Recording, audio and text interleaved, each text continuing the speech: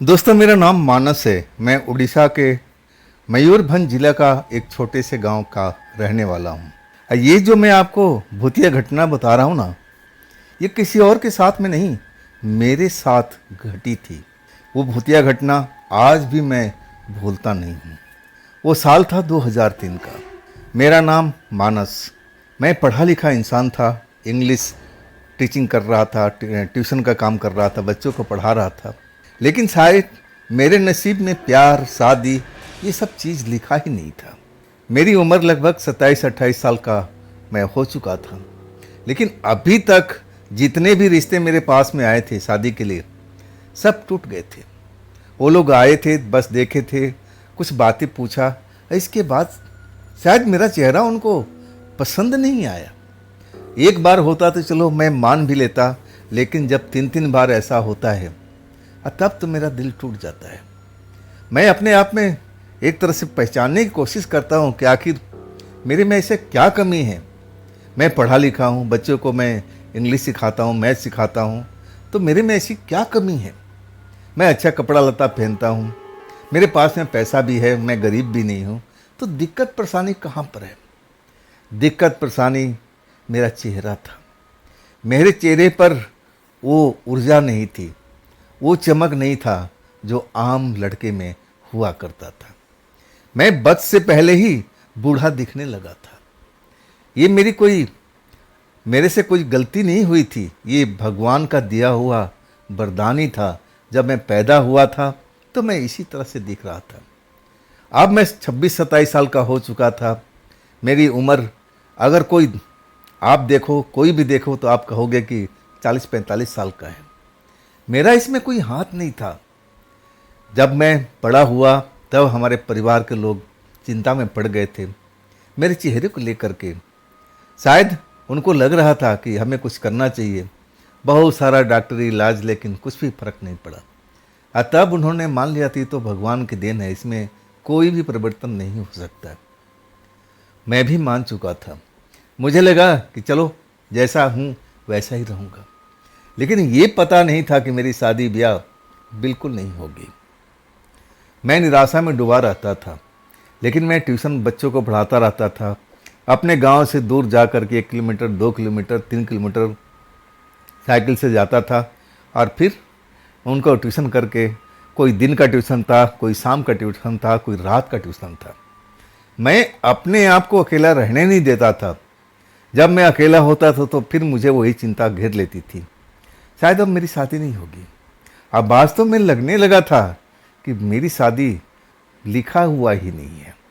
मैं चिंता में, परेशानी में हमेशा यही सोचता रहता था। अपने आप को बिजी करने के लिए मेरे पास में एक ही उपाय था कि जितना हो सके मैं बिजी रहूं। मैं बच्चों को ट्यूशन पढ़ाता रहता था। मैं सुबह से लेकर के देर रात तक इसी काम में जुट गया। और इसके बाद तो मैं सोचना ही बंद कर दिया कि मेरी शादी होगी। मैं बिल्कुल इस चिंता से मैं जिसे मुक्ति पा गया था।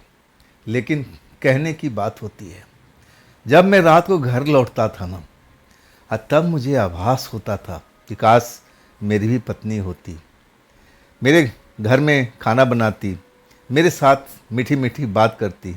लेकिन ऐसा कुछ नहीं था। मैं अपने गांव से एक छोटे कस्बे में आया हुआ था किराए के घर लेकर के, और वहाँ पर मैं रहा करता था। अब खाना तो मैं बनाना सीखा ही नहीं था, ना मुझे बनाना आता था, तो मेरे लिए तो होटल ही जिंदाबाद था। मैं अब उस घटना पर आता हूँ। मैं बताया ना कि मैं पहले साइकिल से ट्यूशन जाने का काम करता था। मैं अपने आप को बिजी रखने का बिल्कुल व्यस्त रखता था। लेकिन जब नया ज़माना आया, मैं भी अब नया ज़माने के साथ चल रहा था। अब लोग बाग हंसते थे, अरे मास्टर साहब इतना कमाते हो, आप फिर भी पुरानी साइकिल पर घूम रहे हो। अरे अब तो बाइक ले लो, मोटरसाइकिल ले लो। कब तक मैं दूसरों को फप्तियाँ सुनता। आखिरकार एक सेकंड हैंड मोटरसाइकिल मैं खरीद लेता हूँ। हाँ, दिक्कत परेशानी थोड़ी सी हुई थी शुरू में, लेकिन इसके बाद मैं अभ्यस्त हो गया था।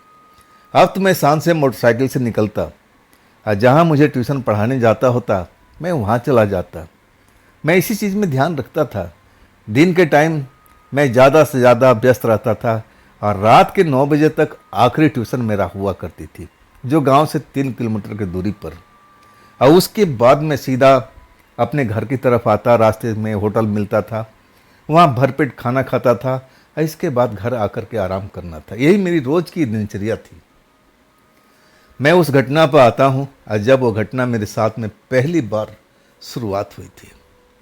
मैं वही 3 किलोमीटर वाला जो ट्यूशन था ना, वहाँ मैं बच्चों को पढ़ाने के लिए गया था। जैसे ही वहाँ पर टाइम 9 बजता है, अब मेरी काम ख़त्म हो चुका था, बच्चे पढ़ाई कर लिए थे, मैं अपने घर की तरफ निकलने वाला था, तभी मौसम ख़राब हो गया। रिमझिम बारिश से शुरुआत हुई, फिर ज़ोरदार बारिश होने लगी। अब उस घर के जो लोग थे कहने लगे, मास्टर साहब कहाँ भीग के जाओगे, थोड़ा देर इंतज़ार कर लो, ये भी आप ही का घर है, मौसम ज़रा खुल जाने दो फिर चले जाना। बात तो सही कह रहे थे, मैं भी रुक गया। लेकिन जो बरसात रिमझिम कभी कभी तेज़ हो रही थी, अब वो रिमझिम ख़त्म होकर के लगातार तेज़ बारिश होने लगी थी। मैं सच कहूँ ना, मुझे भूख भी लग रही थी। घर वाले कह रहे थे कि मास्टर साहब हम आपके लिए भोजन तैयार कर देते हैं, वैसे हमारे घर में भोजन बना भी है, लेकिन जो आप चाहोगे हम तैयारी कर देंगे। मैं शर्मिला व्यवहार का था। अब मैं कहने लगा नहीं, मुझे अभी भूख नहीं लगी है, मेरा घर पर खाना रखा हुआ है। मैं उनको टाल दिया था। मैं दूसरे घर में ज़्यादा से ज़्यादा चाय पानी पी लेता था, लेकिन कभी भोजन करने का मैं कोशिश नहीं करता था, शर्मिला था। और लड़कियों के मामले में भी बहुत शर्मिला था। भगवान मेरी ऐसी शक्ल दे दी थी तो मैं क्या करूं।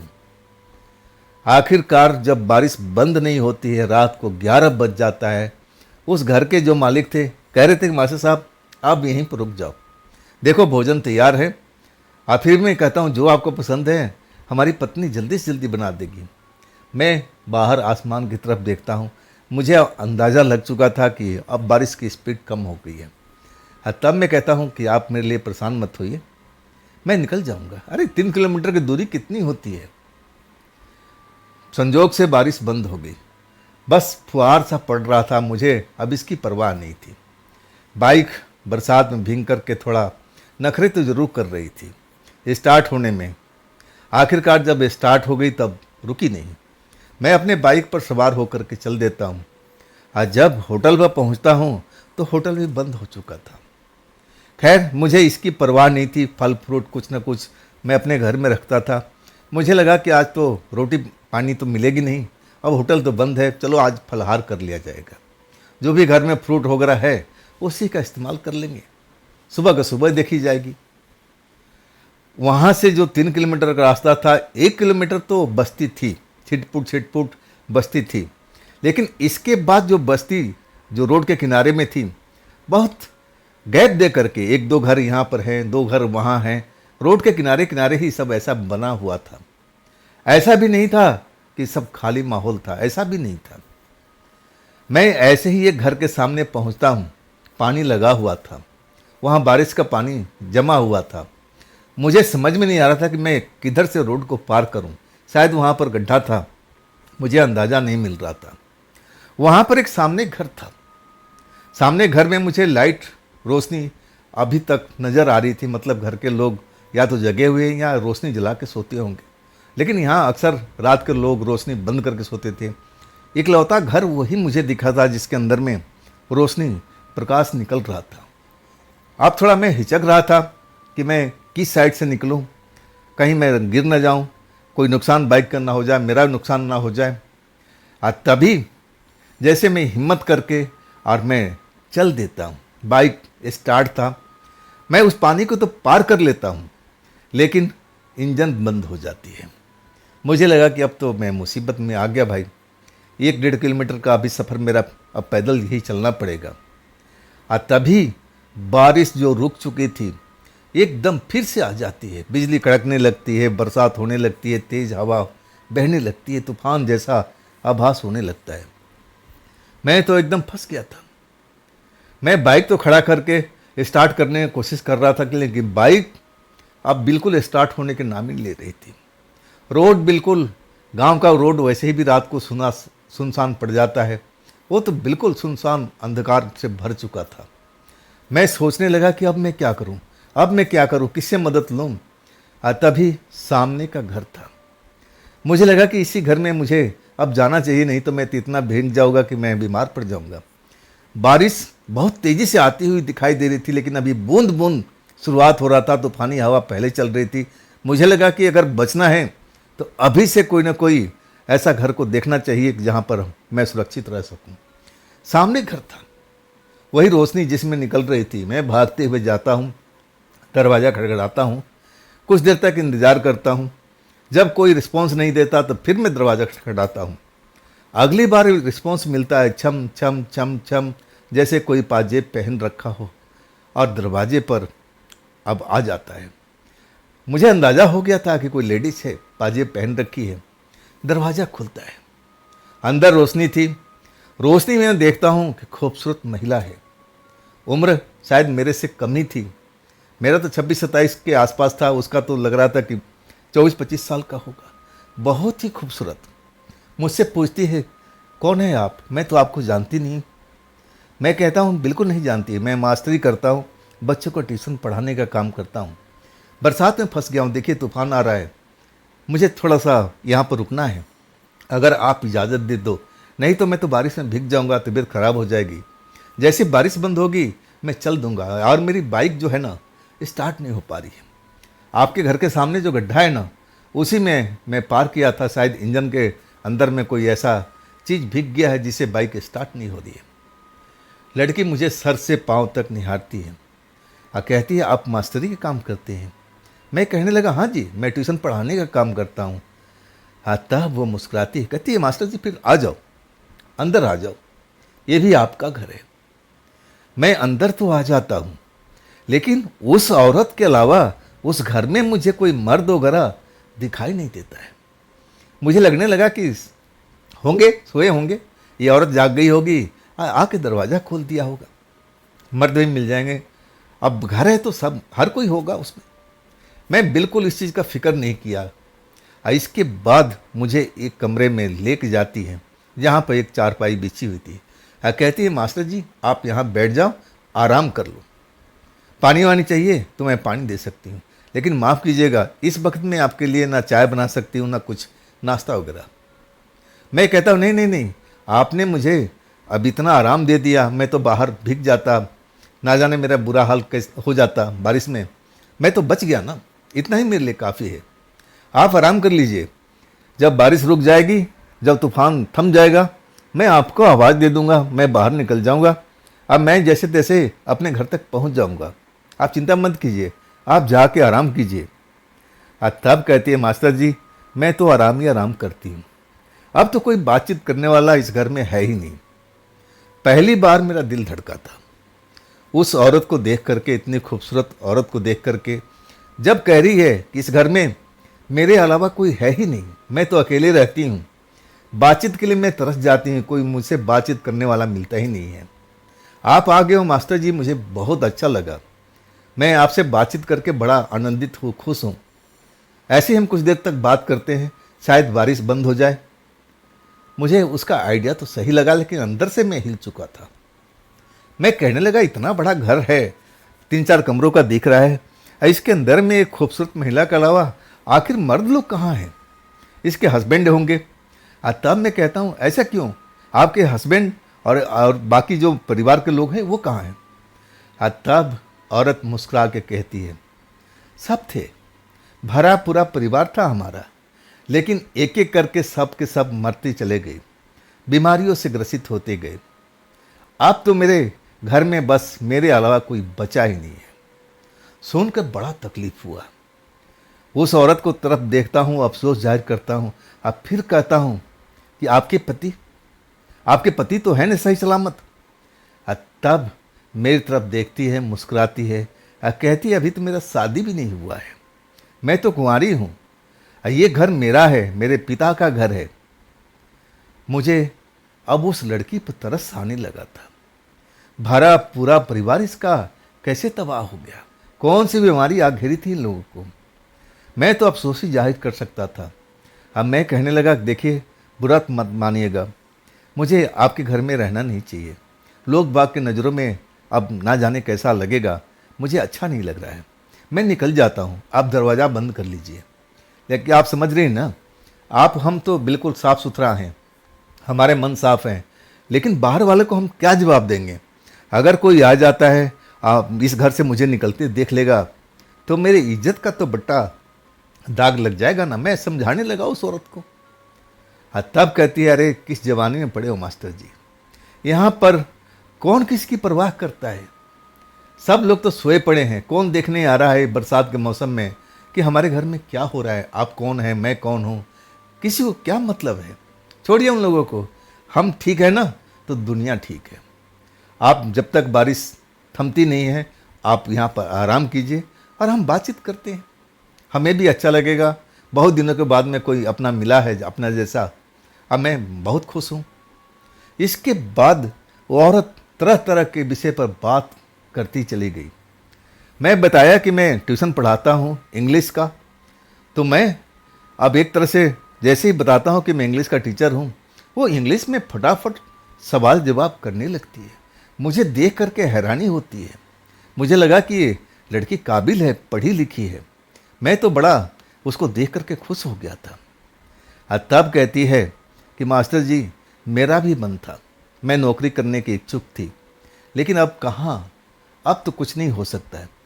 तब मैं कहता हूँ आपका घर खर्च और सब कुछ कैसे आप वहन करती हैं, जब आपका घर का मुखिया नहीं है तो पैसा कहाँ से आता है। तब कहती है कोई है, मेरे रिश्तेदार में कोई हैं जो वही सब चलाते हैं। मैं कहता हूँ फिर शादी क्यों नहीं कर लेती है, क्या अभी तक आपको कोई मनपसंद लड़का नहीं मिला है।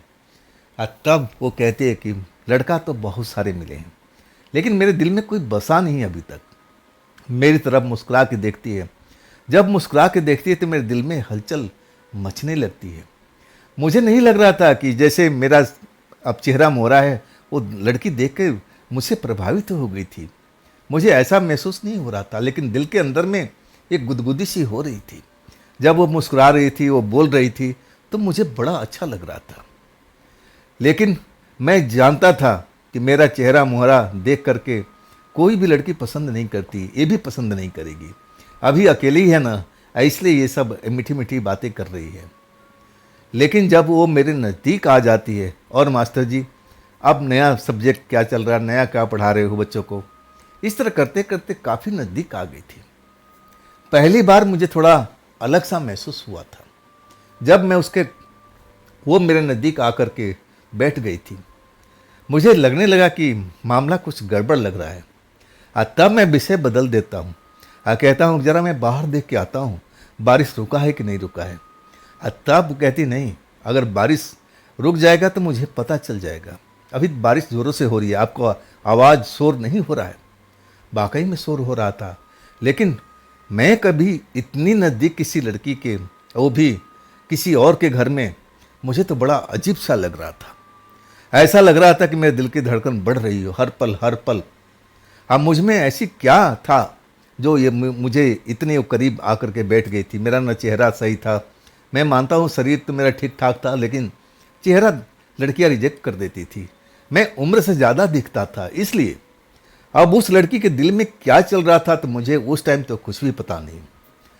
लेकिन जब वो विषय कई बार बदल करके अब फिर मेरे नज़दीक पहुंच जाती है, अब कहती है कि मास्टर जी मुझे नहीं लग पा रहा है कि आज बारिश बंद होगी, अब तो आप आराम कर लीजिए। अब फिर उठ जाती है, अंगड़ाई लेती है, कहती है मास्टर जी अब मुझे भी नींद आ रहा है, मैं भी जा रही हूँ सोने के लिए, आप भी इस जगह पर आराम कर लो, जब बारिश बंद हो जाएगी ना तो मुझे पता चल जाएगा, मैं आपको उठा दूंगी, अभी तो आराम कर लो। अंगड़ाई लेकर के चली जाती है। अब मैं उसको जाता हुआ देखता हूँ। लड़की के चले जाने के बाद मैं उस घर को इधर उधर देखता हूँ। अब कुछ समझ में नहीं आ रहा कि मैं अब करूँ तो क्या करूँ। बाहर बारिश का शोर हो रहा था, मतलब बारिश तो रुका ही नहीं था। मेरे आंखों में नींद भरने लगी थी। जब वो अंगड़ाई लेके जाती है तो शायद नींद का प्रभाव मुझे दे के जाती है। वो जैसे ही जाती है कुछ देर होता है, मैं भी अंगड़ाई लेने लगता हूँ, उबासियाँ लेने लगता हूँ, खाट पर लेट जाता हूँ। कब मुझे नींद आ जाती है मुझे तो पता ही नहीं चलता है। जब मुझे पता लगता है कि मेरे बगल में कोई है, मेरे बालों से कोई खेल रहा है, मेरे जिस्म से कोई खेल रहा है, तब मेरी आँख खुल जाती है। ऐसा तो कभी मेरे को अनुभव ही नहीं था। मुझे तो इस अनुभव का ज़रूरत थी, लेकिन अभी तक ऐसा अनुभव मुझे मिला ही नहीं था। क्योंकि ऐसा अनुभव तो जब पत्नी आ जाती है, शादी हो जाता है, तब तो ऐसा होता है। मेरी आँख खुल जाती है, दिल की धड़कन बढ़ जाती है। कोई मैं सपना देख रहा हूँ, मैं कोई ख्वाब में हूँ, ऐसा मुझे महसूस होता है। और कभी कभी ऐसा ख्वाब भी मुझे आता था कि मैं शादीशुदा हूँ, मेरी पत्नी भी है, लेकिन वो सपना ही होता था। लेकिन आज जो मेरे साथ में हो रहा था वो अलग ही था। मेरी आँख खुल जाती है, जैसे ही आँख खुलती है एकदम कमरे की रोशनी तो जैसे बंद हो गई थी, बिल्कुल अंधेरा था। उस घर में आंगन था और आंगन में बारिश का शोर था। 3 टप्पर लगे हुए थे, उस पर जिस बारिश गिर रही थी, शोर भी हो रहा था। और खिड़कियों में से बिजली चमकने की रोशनी, आवाज़, सब कुछ आ रहा था। अंधेरा था। अब मैं जानने की कोशिश कर रहा हूँ कि मेरे बगल में, मेरे बालों से, मेरे जिस्म से कौन खेल रहा है। मैं उसे दूर करने की कोशिश करता हूँ, लेकिन तभी जैसे कोई मुझे जकड़ लेता है, मेरे कानों में फुसफुसा के कहता है, मुझे मत रोको, मुझे मत रोको। आवाज़ में जैसे ही समझता हूँ मेरे रोम रोम कांप जाते हैं, मेरे दिल की धड़कन और तेज़ी से, स्पीड से बढ़ जाती है। ये तो वही लड़की थी जिसके घर में शरण में लिया था। ये तो वही लड़की थी। क्या अकेलेपन का वो फ़ायदा उठा रही है? मुझे ऐसा ही लगा था। मैं अब कैसे चिल्लाऊं, मैं दूसरे के घर में हूँ। और सच कहूँ ना, वो पल मुझे आनंदित भी कर रहा था। मैं खामोश हो जाता हूँ। तभी बिजली चमकती है, थोड़ी सी प्रकाश कमरे के अंदर में आती है। अब प्रकाश में मैं जो देखता हूँ ना, तो मैं देख करके एकदम मन ही मन खुश हो जाता हूँ। वही लड़की थी। आवाज़ से तो मुझे पहले भरोसा हो गया था, लेकिन वो चमक से मैं देखता हूँ वो पहले से ज़्यादा खूबसूरत। और कमाल की बात थी, कपड़ा उसने चेंज कर लिया था। अब तो जैसे दुल्हन की तरह मुझे वो दिखाई दे रही थी, श्रृंगार किए हुए। कई तरह का वो अपने चेहरे पर, गले में हार वगैरह सब लगा करके, जैसे कोई शादीशुदा लड़की पहली रात को अपने सपने के लिए अब जाती है, सुहाग रात के लिए, वैसा ही उसका बेस था। मैं बड़ा खुश हो गया था। मुझे लगा कि मेरी मंजिल तो मिल गई है, अब क्या है, अब क्या है। मैं कहूँ ना, मैं उस रात को कभी भूलता नहीं हूँ। हाँ, इसके बाद कब मुझे नींद आ जाती है मुझे कुछ पता ही नहीं लगता है। वही लड़की मुझे जगाती है, मास्टर जी उठ जाओ, उठ जाओ। मैं देखता हूँ कि कमरे में पूरा प्रकाश है। लड़की अपने पहले वाले ड्रेस में दिखाई दे रही थी, और जो दुल्हन वाला ड्रेस था अब उसके ऊपर में था ही नहीं।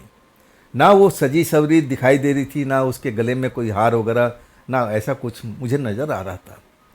पहली बार मन को ऐसा महसूस होता है कि कोई मैं ख्वाब देखा था इसके लेकर के। मुझे लगने लगा कि ये ख्वाब ही तो होगा। इतनी जल्दी ये कैसे अपना सब कुछ बदल दिया, कपड़ा लत्ता बदल दिया, और उसके चेहरे पर लाज शर्म, ऐसा कुछ मुझे महसूस भी नहीं हो रहा था। मुझे उठा रही थी, मास्टर जी उठ जाओ, उठ जाओ, बारिश बंद हो गई है, बारिश बंद हो गई है, आपको जाना चाहिए, अब जाना चाहिए, बारिश का भरोसा नहीं, हो सकता है कि दिन भर चले, आप फंस जाओगे, आप निकल जाओ, इस टाइम सही है, बारिश रुकी हुई है।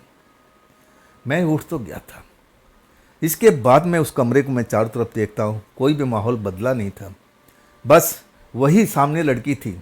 हमें उसको देख करके एकदम मन में तरह तरह के सवाल उठ रहा था। ये लड़की यही तो थी जो दुल्हन के भेष में मेरे साथ में रात बिताई, मुझे प्रेम किया, और फिर ये कपड़े चेंज कर लिया, और फिर मुझे जगा के कह रही है कि मास्टर जी चले जाओ। मैं अब तैयार हो गया। बारिश, अब जो छत को वगैरह में बारिश का कोई भी आवाज़ सुनाई नहीं दे रही थी, ना बिजली चमक रही थी। लेकिन मैं जब दरवाजे पर पहुंचता हूं उसकी बात सुन करके, चलो चलते हैं, मैं उसका चेहरा देख रहा था। उसके चेहरे पर मुस्कुराहट दौड़ती जा रही थी। मुझे लगा कि हो ना हो यही लड़की थी जो रात में दुल्हन के भेष में आई थी, यही थी। लेकिन अभी अपने आप को छुपा रही है, जैसे कुछ मुझे पता ही नहीं हो। तब मैं भी उसको देख के मुस्कुराता हूँ।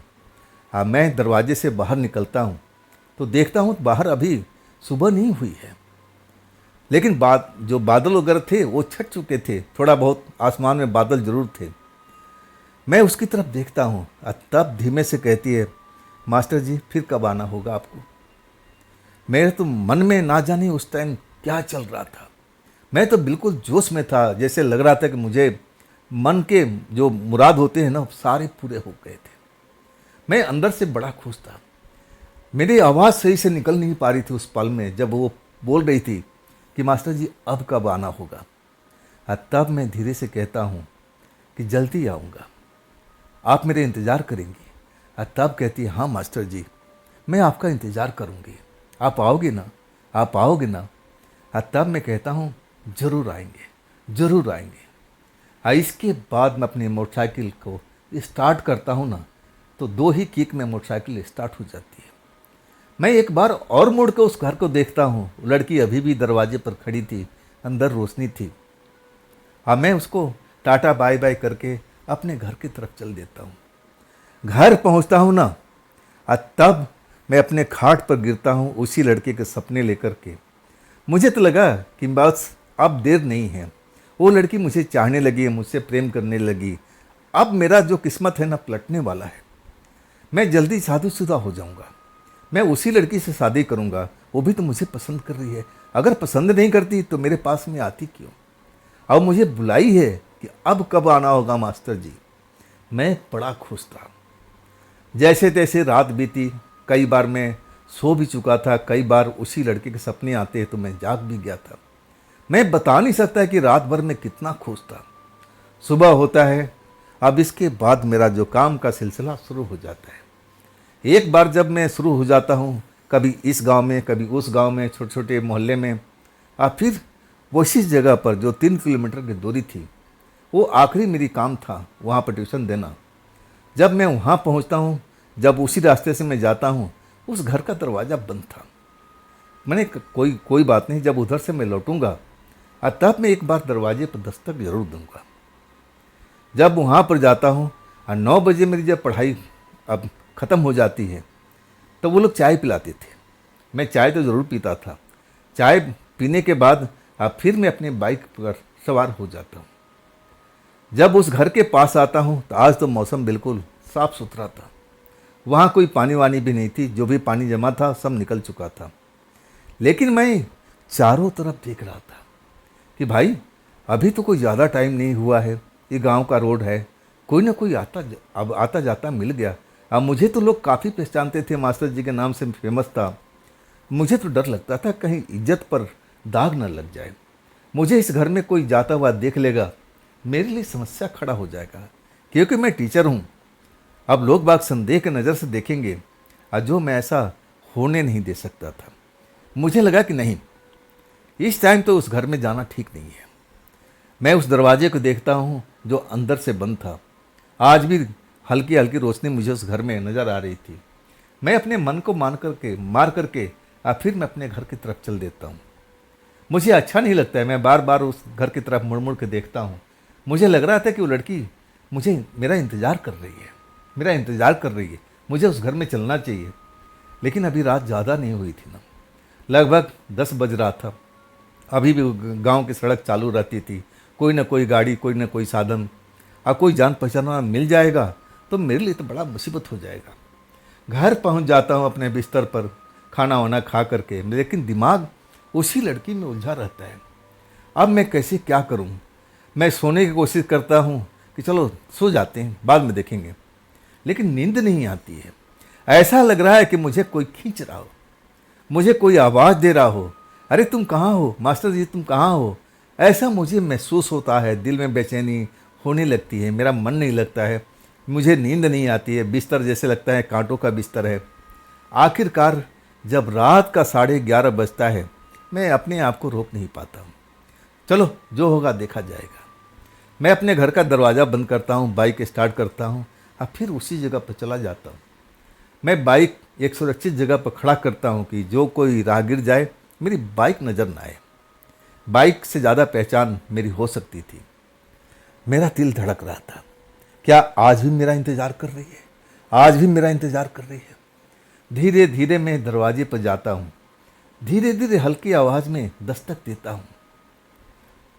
2-3 बार जब दस्तक देता हूँ तब वही छन छन छन पाजेब की आवाज़ सुनाई देती है। मेरी दिल की धड़कन उस पाजेब की आवाज़ के साथ में मैच करने लगती है। दिल तेजी से धड़क रहा है। आखिरकार दरवाज़ा खुलता है, उसी लड़की का मुझे दर्शन होता है और देख करके मुस्कुराती है, कहती है मास्टर जी मुझे पता था आप आओगे। आप मेरे बिना रह ही नहीं पाओगे, अब अंदर भी आ जाओ, अंदर भी आ जाओ। इसके बाद तो मैं अंदर आ गया था। दरवाज़ा उसने बंद कर दिया था।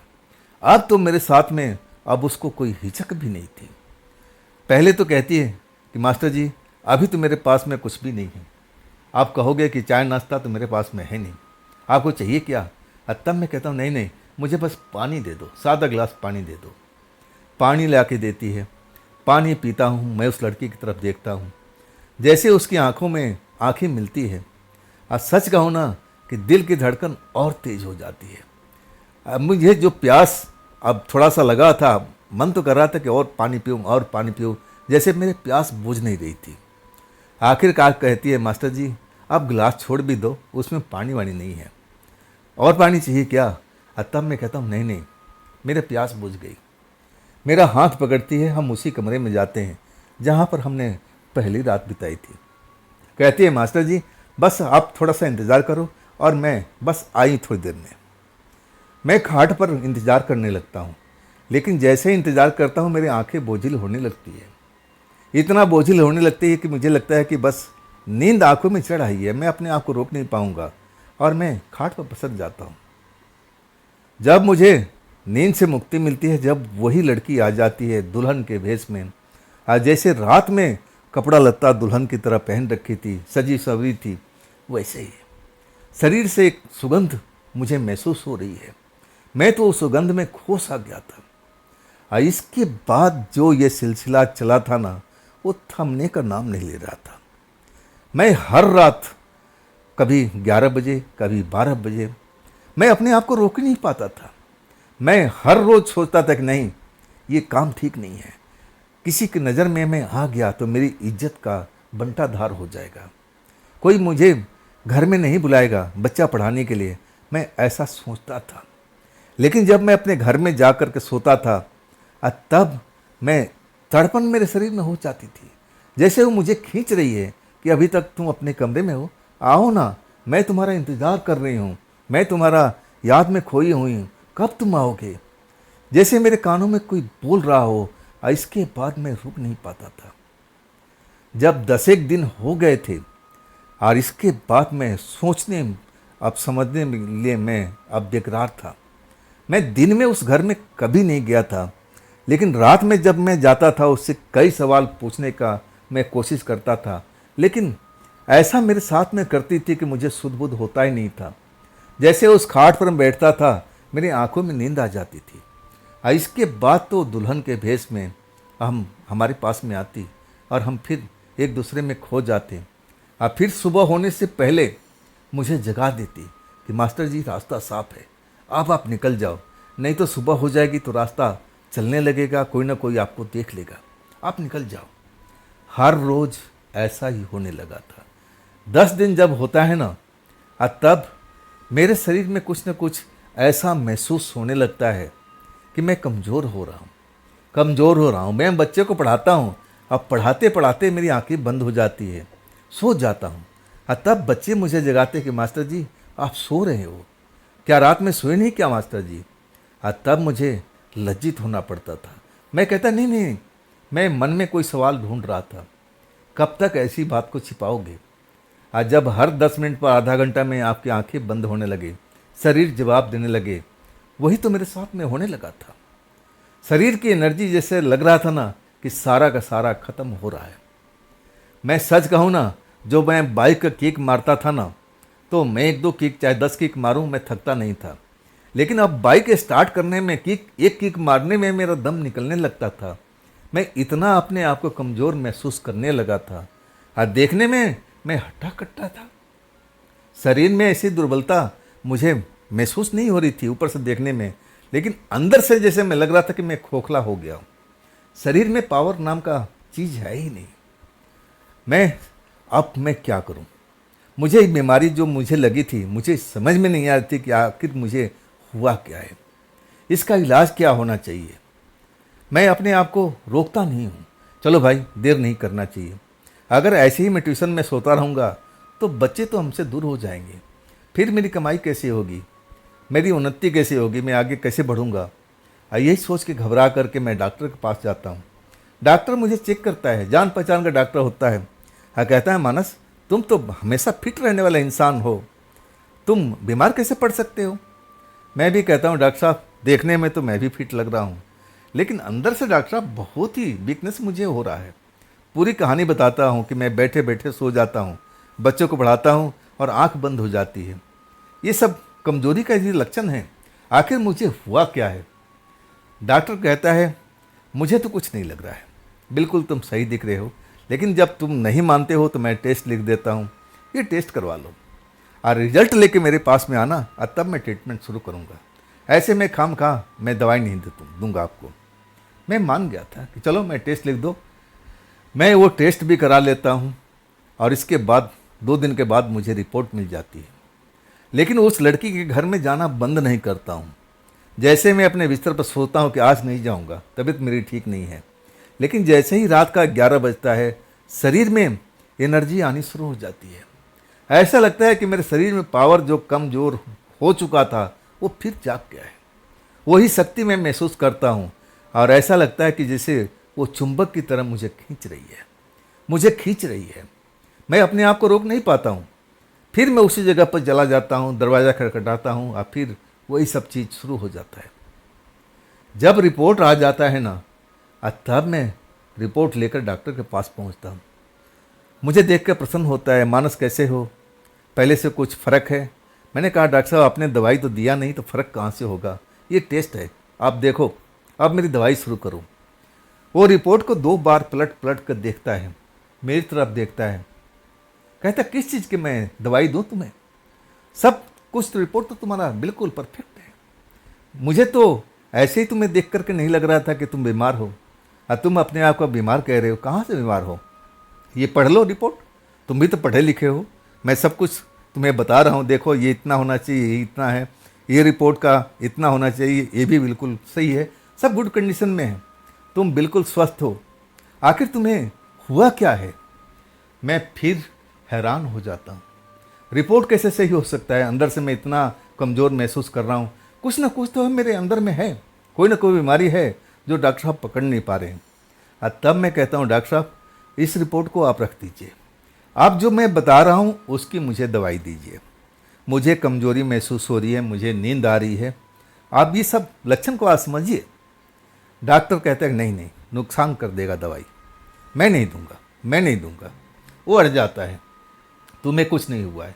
मैं भी उस पर नाराज़ हो जाता हूँ कि डॉक्टर साहब अब लगता है मुझे बड़े डॉक्टर के पास जाना पड़ेगा। कहता है हाँ चले जाओ, शायद आपका वो इलाज कर पाए। मैं फिर अगले दिन बड़े डॉक्टर के पास में जाता हूँ सर में, पूरा रिपोर्ट लेकर के। वो भी रिपोर्ट देखता है, कहता है तुम्हें कुछ नहीं हुआ है, सब कुछ सही है। पहली बार जब बड़ा डॉक्टर से मैं मिलता हूँ और जब वो ओकरी बोल देता है तब मेरा मन घबरा जाता है, आखिर मुझे हुआ क्या है। ऐसा तो मैं पहले कभी नहीं था जैसा अब मैं अपने को महसूस कर रहा हूँ। इसका क्या मतलब है। मैं डॉक्टर साहब से पूरा वही सब अब जो हमारे अंदर के लक्षण थे, जिस तरह से मैं कमज़ोरी महसूस करता था, बैठे बैठे मुझे नींद आ जाती थी, बच्चे को पढ़ाते पढ़ाते, मैं सब कुछ बता देता हूँ। मुझे वो फिजिकली चेक करता है, मेरी आंखों के देखता है और तब कहता है कि नहीं मानस बिल्कुल आप सही हो, मेरी तरफ से ऐसा कुछ नहीं दिख रहा है, तुम्हें विटामिन लेना चाहिए। और फिर मुझे विटामिन वगैरह का पर्ची बना देता है कि जा कर के दवाई की दुकान से ले लो, और कोई समस्या नहीं है। मैं विटामिन लेता हूँ और घर पर आ जाता हूँ। मैं अपने बेड पर लेट करके सोचते रहता हूँ कि आखिर मुझे हुआ क्या है, ऐसा तकलीफ़ तो मुझे कभी नहीं हुआ था। अब इसके बाद ट्यूशन भी जाना था और ट्यूशन में वही सब मेरे साथ में होने लगा। मैं पढ़ाता था और ऐसा लगता था कि मेरे आँख भारी भारी हो रहा है, मैं अपने आप को रोक नहीं पाता हूँ। और तब बच्चे मुझे जगाते हैं कि मास्टर जी फिर आज सो रहे हो। झटका लगता है, अब ऐसा लगने लगा कि अब शायद बच्चे मेरे से जुदा होने वाले हैं, अब अपने गार्जियन को बता देंगे तो वो लोग तो मेरी छुट्टी कर देंगे। अब मैं कैसे क्या करूं, बहुत चिंतित होता हूं। और इसके बाद मैं 2 दिन का रेस्ट लेता हूं, सबको बोल देता हूं कि मेरी तबीयत ठीक नहीं है, मैं 2 दिन तक आराम करूंगा, तबीयत ठीक होने के बाद फिर मैं आपको पढ़ाने के लिए आ जाऊंगा। लोग बाग मान भी जाते हैं। और इसके बाद मैं अपने घर पर अकेले में दोपहर में बैठा सोच रहा था। और उसी वक्त में मेरा एक जिगरी यार मुझसे मिलने के लिए आ जाता है, मुझसे मिलता है। हम कई महीनों के बाद हम दोनों मिलते हैं। वो मुझे देखता है और देखने के बाद कहता है, मानस तुम बुरा तो नहीं मानोगे ना? और तब मैं कहता हूँ, किस बात का बुरा? मैं कभी तुमसे बुरा मानता हूँ? बात क्या है? और तब वो मेरा दोस्त कहता है, मैं उसको नाम बताना नहीं चाहता, वो कहता है, तेरे जिसमें से बदबू सी आ रही है, जैसे सड़न की बदबू होती है ना, वैसे बदबू महसूस हो रही है। आजकल तू नहाता नहीं है क्या? पहली बार जब वो मुझे बोलता है तो मैं चौंक जाता हूँ। मैं अपने शरीर को सूंघने की कोशिश करता हूँ, लेकिन मुझे तो बदबू महसूस नहीं हो रहा। मैं तो डेली नहाता था, मैं कभी गंदगी से भरा होता नहीं था। मैं कहता हूँ, भाई मुझे तो नहीं आ रहा, मैं तो रोज़ नहाता हूँ, ऐसी बात नहीं है। तब कहता है, यार मैं तुमसे झूठ बोलता हूँ, तुम्हारे अंदर से कपड़ों से आ रही है, तुम्हारे शरीर से आ रही है, अलग से स्मेल आ रही है, जैसे कोई मांस सड़ रहा हो धीरे धीरे करके, ऐसे मुझे रह रह करके बदबू आ रही है। मैं घबरा गया था, मैं अपने आप को रोक नहीं पाता हूँ। अब मैं कहता हूँ कि देख भाई, ऐसी बदबू तो मुझे नहीं आ रही है, लेकिन कुछ दिनों से मेरे साथ में कुछ अलग हो रहा है। वो मेरा जिगरी यार था ना, तो मैं कुछ भी छिपाने का कोशिश नहीं करता हूँ, सारी बातें बता देता हूँ, उस लड़की की बातें। अब जिसके साथ में रात को जाता था, मिलता था, तभी तो ये साथ मेरे साथ में सब कुछ होना शुरू हो गया। मैं पूरी बात बता देता हूँ ना, तब वो मेरी तरफ आंखें फाड़ फाड़ कर देखता है। कौन सी घर की बात कर रहा तू? कौन सी लड़की है इस रोड पर जिसको मैं नहीं जानता हूँ? तू घर के पास लेके चल सकता है? अब तो मैं थोड़ा सा घबरा गया था। कहने लगा, देख भाई, ये बात मैंने तुम्हें बताया है, ये बाहर के लोगों को पता नहीं लगना चाहिए, नहीं तो मेरी इज्जत पर बट्टा लग जाएगा भाई, मैं कहीं का नहीं रहूँगा। कहता है, दोस्त घबरा मत, तू साफ साफ बता किस घर की बात कर रहा है जिसे मैं नहीं जानता हूँ। कौन ऐसा घर है जिसके घर में सिर्फ एक लड़की रहती है और उसका परिवार नहीं रहता, सारा परिवार मर चुका है? कौन सा घर है? इस एरिया में तो नहीं है। अगर इस एरिया की बात कर रहा तो अलग बात है। मैं कहता हूँ, अब तू मेरी बात पर भरोसा रख। अगर तू भरोसा नहीं रखता है तो मेरे साथ बाइक पर बैठ, अब मैं तुझे लेके चलता हूँ। मैं उस घर की तरफ इशारा करूँगा, लेकिन हम रुकेंगे नहीं, क्योंकि दिन का टाइम है। मान गया था। इसके बाद मैं अपने दोस्त को बिठा करके मैं लेके चल देता हूँ। जब दिन के टाइम उस घर के सामने से गुजरने लगता हूँ, तब इशारा से कहता हूँ, ये वाला घर देख रहा है ना, जिसका दरवाज़ा बंद हुआ पड़ा है, इसी घर की बात कर रहा हूँ। मेरा जो दोस्त है ना, कहता, रोक रोक, बाइक रोक, बाइक रोक। मैं घबरा गया था, मेरे हाथ पैर कांपने लगे थे कि अरे ये क्या करने जा रहा है, मेरी बदनामी कराने का इसका अब सूझ गया क्या? मैं घबरा, नहीं नहीं, रुकना नहीं, रुकना नहीं। कहता, भाई मानस रुक जा, रुक जा, मेरी बात मान। मैं रुकता हूँ, लेकिन सांस तेज तेज चल रही है। अगर लोगों को पता लग गया तो अब तो समझ लो मैं कहीं का नहीं रहूँगा। मैं उसके आगे हाथ जोड़ता हूँ, भाई तू क्या कर रहा है, तू इस घर में जाएगा क्या? तब कहता, तू मेरे पीछे पीछे आ, मेरे पीछे पीछे आ। सच कहूँ ना, मेरा दिल घबरा रहा था, दिल की धड़कन बढ़ी हुई थी। मैं उसके पीछे पीछे चल देता हूँ। उस दरवाजे पर जाता है, दरवाजे पर जा कर के दरवाज़ा पीटने लगता है। कुछ ही देर में एक बूढ़ा आदमी आ जाता है। बूढ़ा आदमी आकर के हम दोनों की तरफ देखने लगता है, जैसे मेरे दोस्त को पहचानता था, और कहता है, बेटा तुम, कोई काम था मेरे से? मैं तो बहुत देख करके हैरान रह गया था। ये आपस में एक दूसरे को जानते हैं? ये बूढ़ा आदमी कौन है? उस लड़की कहना था, इस घर में तो कोई मर्द है न कोई औरत है, बस वो अकेली रहती है। क्या माजरा था भाई? माजरा क्या था? ये बूढ़ा आदमी कौन है? अब मेरा दोस्त इसको कैसे जानता है? मैं उस टाइम तो कुछ बोल नहीं पाया था, मैं डरा हुआ था। मेरे टांगें जवाब दे रही थी उस बूढ़े आदमी को देख करके। अब मेरा दोस्त कहता है कि चाचा, हम इधर से गुजर रहे थे, प्यास लगी हुई थी, सोचा कि आपके घर में पानी तो मिल ही जाएगा, बस पानी दे दीजिए। मुझे कहता है, अंदर आ जाना, अपना ही चाचा के घर है। अरे मैं जिस फैक्ट्री में काम करता हूँ ना, जिस जगह पर मैं काम करता हूँ ना, वहाँ चाचा चौकीदारी करते हैं, नाइट गार्ड की नौकरी करते हैं। रात की ड्यूटी है, दिन में आराम करते हैं, और रात में अब हमारे ऑफिस में काम करते हैं चौकीदारी का। सच कहूँ ना, मुझे तो लग रहा था कि पूरा धरती घूम रही है, ऐसा चक्कर काट रही है। और आखिरकार जब मेरा दोस्त गिलास में पानी पकड़ाता है, मानस पी ले, देख ठंडा ठंडा पानी है, मटके का पानी है। मैं पानी तो पी लेता हूँ घबराहट में, तब जाकर मेरे मन को थोड़ी शांति मिलती है। लेकिन ये सब चल क्या रहा है? तब मानस कहता है, चाचा कितने साल हो गए आप इस घर में अकेले? चाचा के आंखों में आंसू आ जाते हैं। कहते हैं, बेटा फिर वही तू सवाल पूछ रहा है।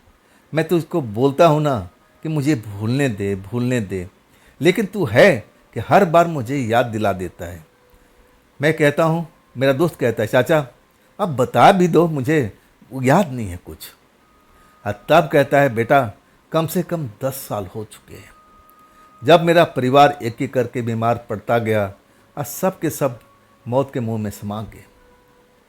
मैं चाचा के मुंह से बातें सुन करके एकदम हैरान था। ऐसे ही तो लड़की ने बोला था, सेम डायलॉग जैसे चाचा बोल रहे थे कि मेरे परिवार के एक एक लोग धीरे धीरे करके बीमार पड़ते गए और फिर मौत के मुंह में समाते चले गए। मैं इकलौती बची हुई, लेकिन यह कहानी उल्टी हो चुकी थी। वो रात में मुझे मिलती थी और चाचा दिन में, और चाचा का कहना था कि मेरे अलावा इस घर में कोई बचा ही नहीं है। तब मेरा दोस्त कहता है, चाचा तुमने झाड़ फूक करवा लिया था ना घर को? तब चाचा कहते, किसके लिए? मेरी मौत कहाँ आती बेटा, मुझे तो मौत छूती भी नहीं है। मैं भी तो अब एक तरह से बेचैन रहता हूँ। मैं अपने परिवार को याद करता हूँ तो मैं भगवान से प्रार्थना करता हूँ कि मुझे क्यों नहीं उठा लिया, मुझे इस धरती पर क्यों रखा हुआ है। चाचा बोलते बोलते रोने लगे। तब मेरा दोस्त उनको एक तरह से दिलासा देता है, ईश्वर की मर्जी है, ईश्वर सब कुछ करता है, उस पर विश्वास रखो। कुछ देर तक हम बैठे रहते हैं, लेकिन मेरा मन जो था ना, उलझा हुआ था, घबराया हुआ था, कब इस घर से मेरा दोस्त चले और तब मैं उससे सब कुछ पूछूं। आखिरकार आधा घंटा तो ज़रूर लगता है। इसके बाद हम उस घर से निकलते हैं। जब हम बाइक सवार हो जाते हैं, बाइक चल देती है, तब एक जगह पर मैं सुनसान देख करके मैं बाइक रोकता हूँ। कहता हूँ, यही सवाल, ऐसी बात तो उस लड़की ने कहा था कि धीरे धीरे करके सारे परिवार के लोग मरते गए, मैं ही इकलौती बची हूँ। ये बूढ़ा बाबा कह रहे हैं कि सब परिवार मर गए, मैं ही बचा हुआ हूँ। मेरा दोस्त मेरी तरफ देख के कहता है, जिस लड़की के साथ तू मिल रहा है ना, इसी बूढ़े बाबा की बेटी है। मेरा तो रोम रोम खड़ा हो चुका था। मेरे दिल की धड़कन एकदम कबड्डी खेलने लगी थी। ऐसा लग रहा था, धक धक धक धक धक धक कर रहा था। क्या मतलब, एक आत्मा से मैं मिलता था, एक प्रेतात्मा से? तब मेरा दोस्त कहता, हाँ दोस्त, तू प्रेतात्मा से मिलता था, वो बाबा की बेटी है, तुझे भी अपने साथ में बुलाना चाहती है, तुझे अंदर से खोखला कर चुकी है।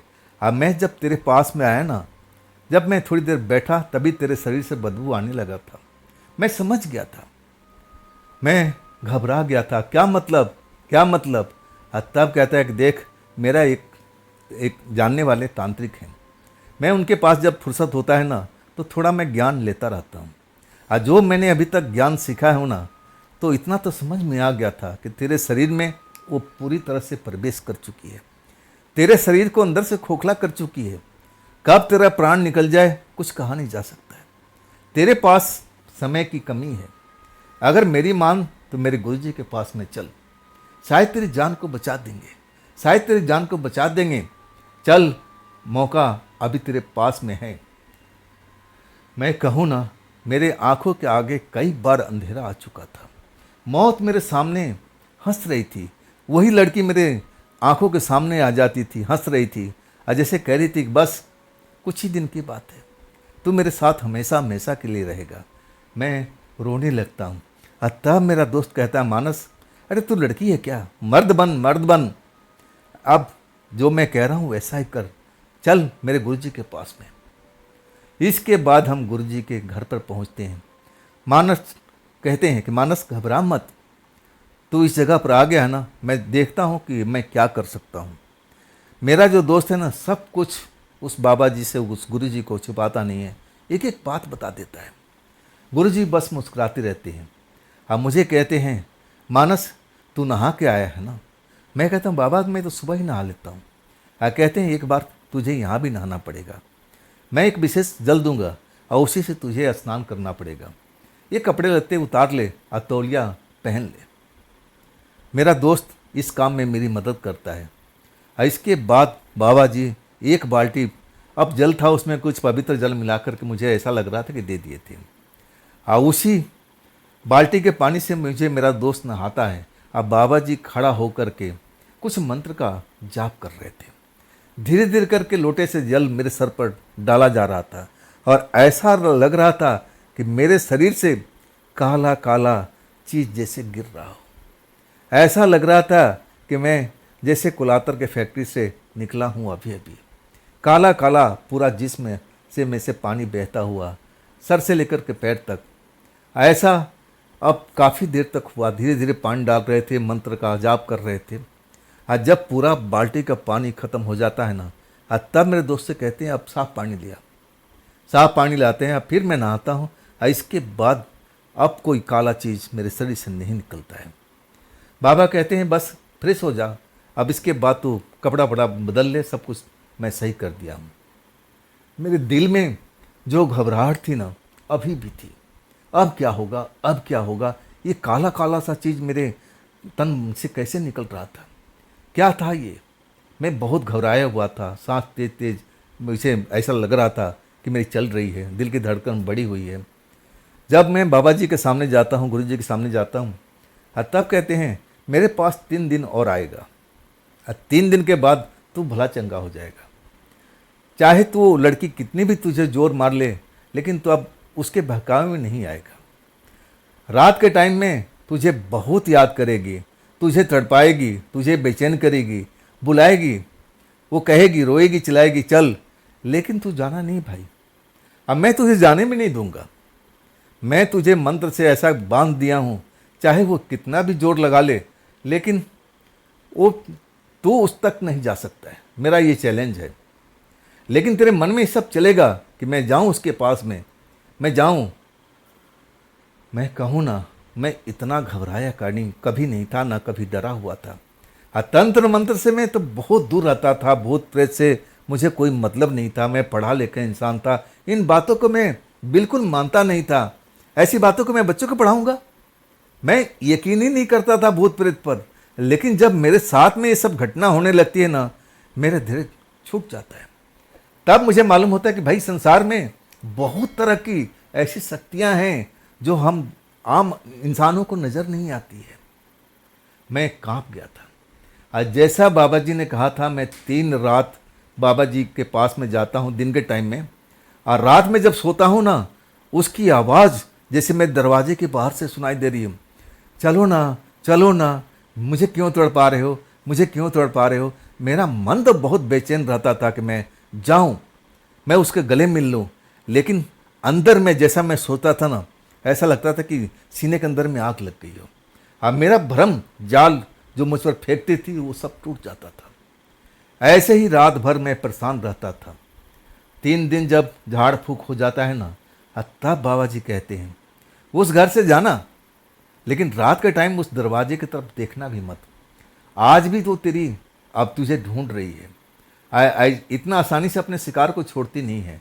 मैं तो कहता हूँ ये दूर वाला जो ट्यूशन पढ़ाने जाता है ना, 3 किलोमीटर वाला, इसको तू छोड़ दे, बात ही ख़त्म हो जाएगी। अपने आसपास के क्षेत्र में जितने हैं वहाँ पर ट्यूशन पढ़ा, लेकिन 6 महीना तक इस रास्ते में आधी रात के आसपास में जाना भी मत।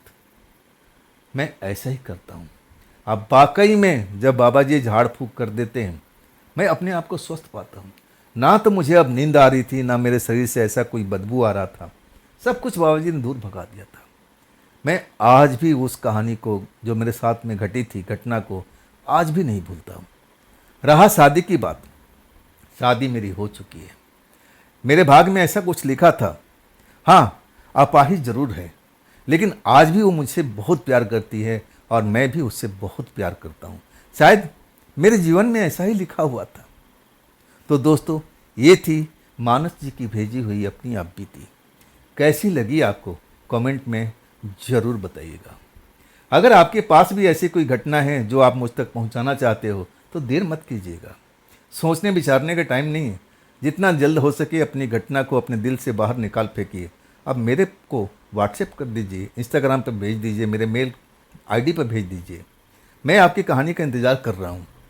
तो दोस्तों, ये भी चैनल आप ही का है, इसको भी अपना प्यार दीजिए, लाइक कीजिए, सब्सक्राइब कीजिए, अपने दोस्तों को शेयर कीजिए, हाइप वाले बटन को अवश्य दबाइएगा।